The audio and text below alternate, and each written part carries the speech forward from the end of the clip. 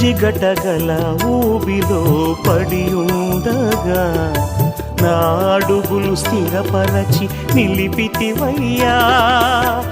హిసోపుతో నన్ను కడుగుము యేసయ్యా, హిమము కంటెను తెల్లగా మార్చయ్యా.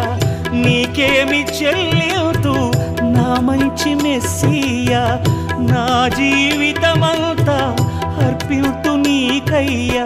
ప్రేమ కరుణ నీ కృప చాలు, ప్రేమ కరుణ నీ కృప చాలు.